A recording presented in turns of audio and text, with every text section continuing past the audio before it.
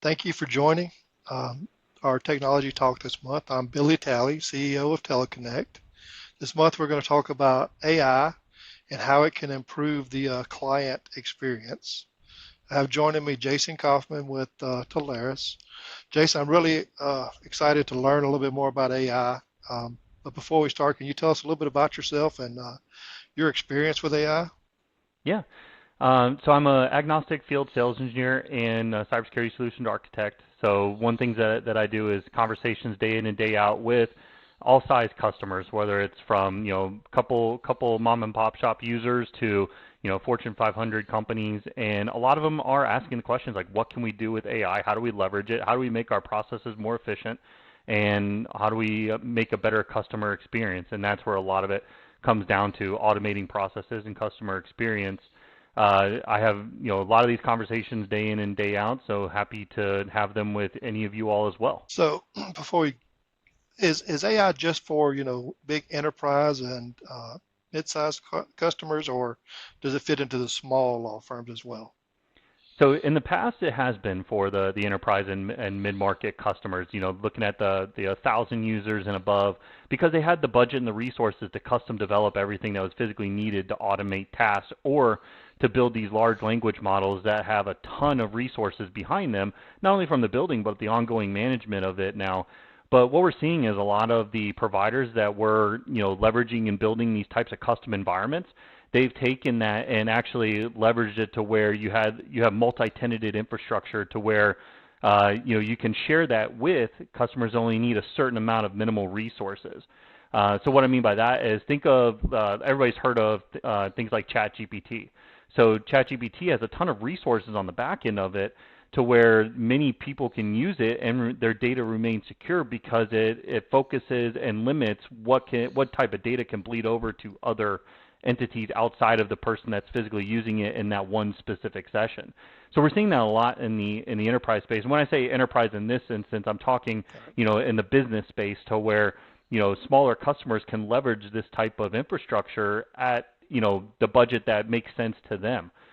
So we're actually seeing a big adoption in the smaller customer space because they didn't think it was, they were capable of being able to use it, but then they're also seeing there's a ton of value in it because they don't have the budget to go hire more people or custom develop anything, or many things. So yes, long answer to your question, we're seeing a ton of adoption in the micro and small SMB space. So where are you seeing law firms currently using AI? What areas? So a lot of it is, how you mentioned the customer experience, and then also, getting them data quickly while they're on the phone with somebody, and lead generation and all that stuff. Think of all the things that are on a lawyer or a law practice's plate.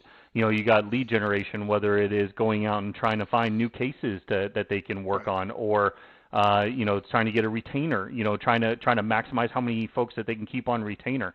A lot of that stuff comes back to how happy are the customer or the clients that you're working with. How happy are the lawyers that they can get the information as quick as possible, or admins or paralegals.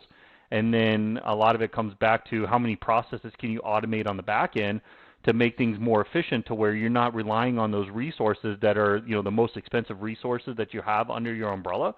How you're not making them do mundane tasks, taking something from a specific application, writing down the information, typing it up, putting it into another one, or converting some form of data into an Excel spreadsheet to get you the metrics that you're looking for to know where to focus on your business. But from a customer experience perspective, a lot of this comes down to those communication platforms to where, I mentioned ChatGPT before, the OpenAI stuff. But how do you front end a lot of self-service to where clients can come in and they can automate the scheduling? They don't have to talk to an admin to find out which lawyer is available at a certain time, or automate caseload to where they can go from case management and document repository to scheduling and have all that stuff summarized to them. So when they pick up the phone and talk to the person, they're familiar with it like they were, applying and getting all that data and aggregating it together. Imagine how much time you're saving if the system takes all that stuff into retrospect and says, hey, I'm giving you all that data all in one page. Here, click here to learn more if you want to deep dive into it. you're making that person's time much more efficient, and then that makes the client much more happy because they feel like you're more familiar with them. You're going to have their back more, and it gives them much more of a personal experience. So where would a person start with the conversation of trying to implement AI? I mean, where would we start that conversation? The first part is all about the data. AI is only as good as the data that it's used to either produce a response or the data or the applications that it takes to automate a certain task. So, and also the big part of implementing AI is making sure there's no data leakage. I mean, we've all heard stories of Yes. AI just going to do hallucinations to where it's providing incorrect context, incorrect data on a response. That's the last thing you want in a legal practice because if you think of like the high importance verticals, legal, health, financial, a lot of those things are very not susceptible to incorrect data that's being given to somebody. So you want to make sure not only is the data accurate, but you're not sharing any data from other, cross entities. So from one client's data to the next client, that type of stuff. Or somebody that just wants to get some public knowledge and wants to schedule something for an open conversation. Most practices that I know offer like a quick 15-minute, free session to see if it's worth, being a client and stuff like that. You want to make sure you don't give any proprietary or confidential information to that person besides what the task at hand is, which is I want to schedule something and get as much data as possible so I can get that 15-minute experience and make it as much value as possible. So it all comes back to the data. Make sure you're classifying it to make sure that you're not sharing any data that shouldn't, or sharing it with actually internal employees who shouldn't know data. Employee like an admin or something like that shouldn't be able to reference data of like salary information, HR, or financial, anything that you don't want them to know or they don't need to know to do their job. You want to make sure you protect the data from that individual. It also minimizes insider, threats and stuff like that as well. So first part of any type of AI conversation is where's your data? Are you classifying it? Do you need help classifying it first? Because you'll find out real quick once you start implementing AI, it only knows, hey, I have all this data. I can train myself on all this data without any guardrails. It's going to give way too much information. Okay. So let's walk through some practical examples of how a small law firm would use AI. Because I'm thinking of several, one little chat bot on the web that could answer some questions automatically, or maybe sentiment analysis on a telephone call. Are there any others you're thinking that would be helpful for a small firm to use? Yeah. So, I mean, the chatbot is a perfect one. Like, how can I give Yes. data to somebody without actually interacting with the human environment? And, quick, rapid response, and then escalating to an actual human if that's actually needed. So, escalation means like, hey, I'm going to go from this chat that's chatting to a bot. I can maybe send it to a text message where they're still even chatting to a bot, or I can send them to a phone call and they can talk to a bot to make sure that, hey, I'm getting to the right resources. Like, let's say you're a law practice, you have under 10 employees, but each employee has their specialty. Each lawyer has their own specific practice that they focus on, Right. and you want to get it to that person as a priority first before getting it to somebody that's more of a generalist or a different focus. So you can gauge that conversation up front, and the system can pick up, hey, they want to talk about malpractice here. They want to talk about, hey, we have a civil suit here, and they want to pick up on certain terminologies that are focused on a specific legal vertical, and then get it to that correct person before somebody else. So that intelligent voice respondent, IVR functionality, all that stuff up front that's built into these chatbots. That's something that can make things more efficient to get calls routed and augment what an admin does. Hey, how can I direct your call? You don't have to do that anymore because you can have a bot physically do that on their behalf. Another thing is what's called agent assist, to where Right. somebody that's on the phone, the system can monitor everything that's being said from the client and either the admin, the paralegal, the lawyer, whoever, and then it could give them information based on what's being discussed. So it can automatically look up, hey, based on this specific law or this case or something like that, you want to talk intelligently about it. You don't say, hey, hold on, let me research that real quick. It's being dynamically given to them as kind of a dynamic script as they're talking on the phone there.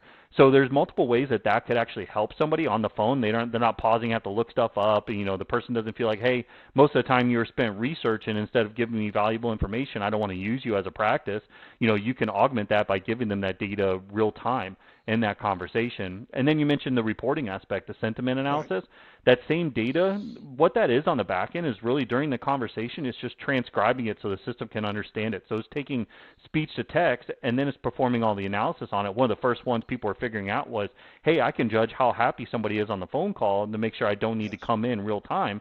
That's at a sentiment analysis. But what they've taken that same data and figured out what's really valuable is, correlation.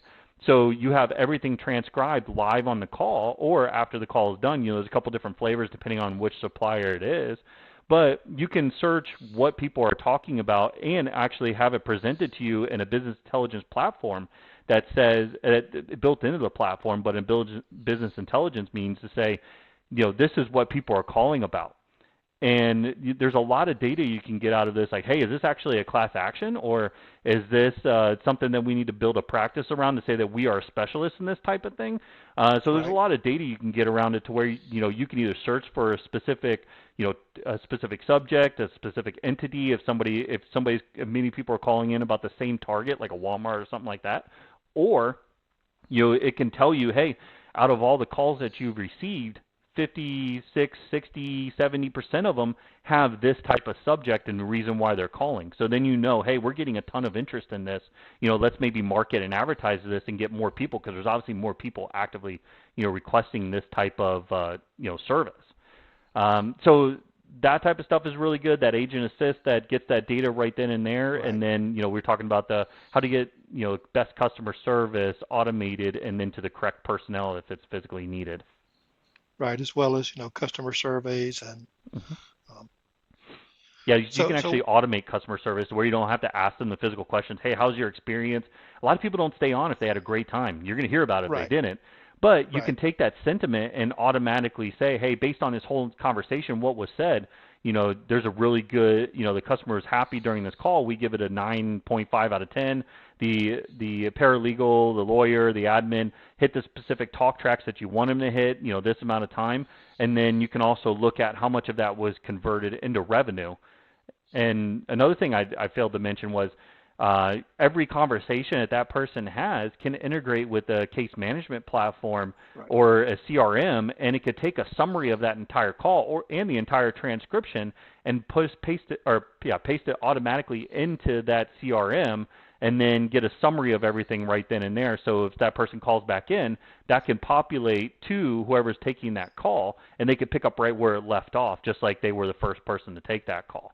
So again, when you're talking about customer experience, the more familiarity you have, the perception of that customer or that client is that you know their exact needs and you're there for them and you have their back and ready to rock and roll to take on the case. Yes.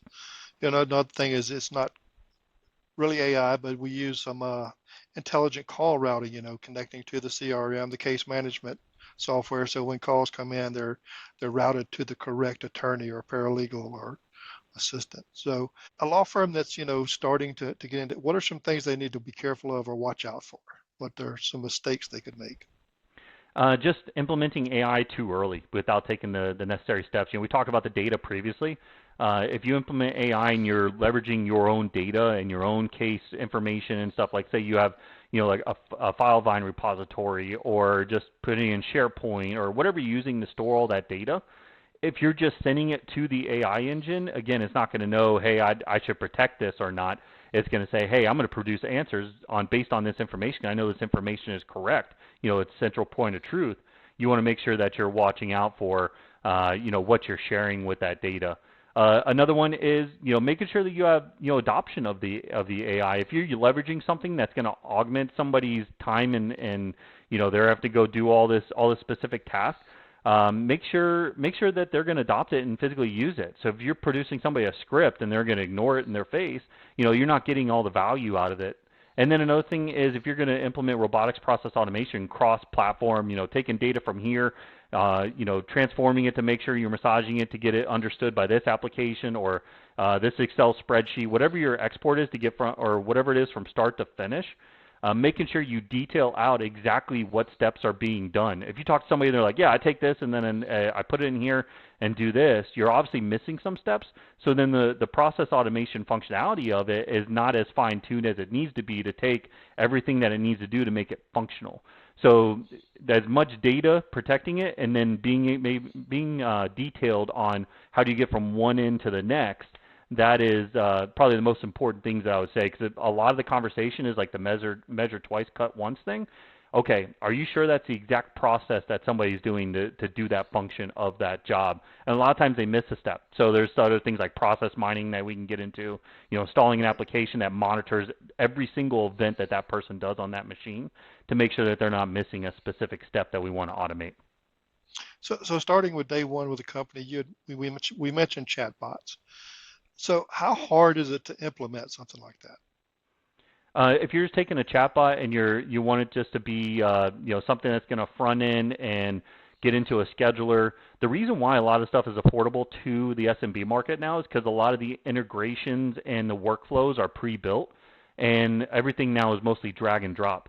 So when you're looking at how much effort does it take to implement something like this, 95, 99% of the development resources are already baked into the platform. Everything else is, hey, I want to tie into this, I want to do this next. And then if something else is physically needed that's custom, 90% of the workflow is already there with all the APIs and all the data and everything and the routing, to where they just have to custom develop a little piece of it to get it to the finish line. So when you're asking how easy is it to implement, most of the time everything's going to be already there, and it's part of just the implementation team in order to connect everything, and then you just give it access to your data if you need to, and then everything's up and running. But they've done a really good job on building out vertical specific use cases like this, to where implementation is just pretty seamless. Following up on that, I mean, what about maintenance, maintaining it, or when you need to make changes? All the suppliers right now do a co-managed solution. When you think of things previously, on-prem platforms and stuff like Mitel, Via, ShoreTel, all those different ones, you had to have somebody that knew how to manage the platform. They had to go on site in order to manage it and all that. None of that's really prevalent anymore. Most of it is the cloud-based applications, where it's a cloud portal for management. You could go in and access everything. It's going to be built for you as part of the implementation, but any changes that you would need to do, either you'd have train the trainer model, to where you'd have full admin training as part of the solution, and then there was like videos for all different aspects for it, or you have even like account manager you can call if you had an issue. But you also had the complete support and account management team at your backing of these suppliers in order to help configure something. Like, hey, I want to, this is kind of the game plan. I want to configure this. Can you help me get through that? They're more than happy to do that as part of the support infrastructure. Now, if it's a massive project and you're going through a whole like acquisition of something, and you need to completely re-sizzle everything, that might be somewhere like, hey, we can get you this far, but this part's going to be a little extra cost. But for the most part, from day-to-day operations and making changes here and there, it's included as part of the support and maintenance package. Okay. So before I see if we have any questions in the audience, is there anything I may have left out that you may want to bring up, or any last thoughts? Or So I just want to reiterate, just because if you're a small customer out there and you only have a certain amount of users, don't think that this stuff is not available to you. Let's hop on a call. I'm a partner with Billy here, so we can hop on anytime and kind of talk it through, see what is available for you, and see if we can get you some demos, see if stuff physically works. But we can have that agnostic conversation to say, hey, this might be a good fit for you. I've seen this leveraged with companies your size and vertical. Let's try to look at these specific use cases, or talk about your pain points and see how AI can be leveraged for that. Be careful when you're watching the architecture stuff on the internet. Hey, powered by AI, all that stuff is now like the new greatest thing. It used to be cloud first, cloud native. Now it's powered by AI. Just make sure you see through that stuff, and make sure that, just because it's powered by AI doesn't mean you're going to get the value of it there, or it's not some licensing model or some company that requires 500 to 1,000 users and stuff like that. Let's optimize your time looking through this to see, how you can leverage AI to either be a more efficient or scale quicker than you thought you could possibly. so one question is, are there any security concerns? Yes. With any type of implementation of a new product, there's always security concerns.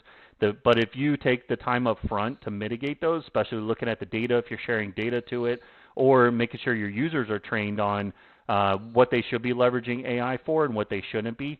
Because you can even go to you can implement Copilot with it if you have Microsoft Azure. Microsoft 365, you can implement Copilot and talk to it as a public search engine, go out to public entities, could use your internal data. But you want to make sure that it's not sharing that information up front, but also tell your users, hey, if you're going to be leveraging some form of AI here that we're not bringing in as part of a communications platform, don't type this type of information in it, or else it is being used to train the model moving forward for other entities. So a lot of it comes down to, same thing that you're doing across the cybersecurity realm, which is the cybersecurity awareness training. Now you have to do, AI governance training, cybersecurity around AI training, and then you can even monitor for what tools they're physically using and stuff. There's a lot of technologies out there to watch. Hey, they're using OpenAI, they're using ChatGPT, Anthropic, Gemini, Perplexity. There's a lot of recognized platforms out there. But make sure your employees know what they can and what they can't put in there, and then also control the data on where it can and cannot go. Okay. So one question we have was on return on investment.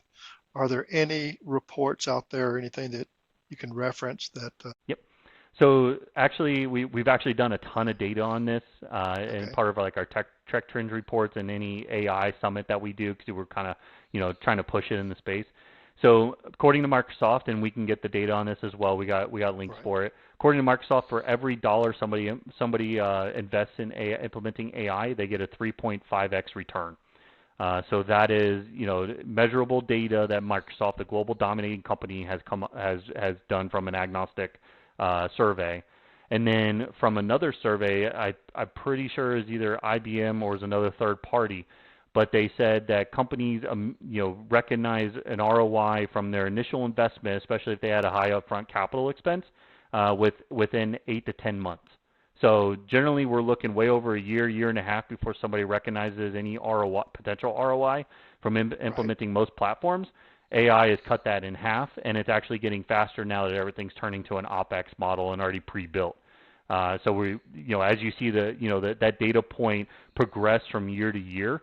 Last time we pulled it, which was in the last year's report, about to get the next this year's report out, it was 8 to 10 months of ROI. Now it's getting lower and lower. Okay. So I don't see any other questions coming in, but if you're interested and wanted to schedule a meeting, there's a link in the comment section. If you're watching this on YouTube, it should be in the show notes. But thank you for joining us, Jason, and we'll see you next time. Sounds good. Thanks for having me. Thanks, everybody.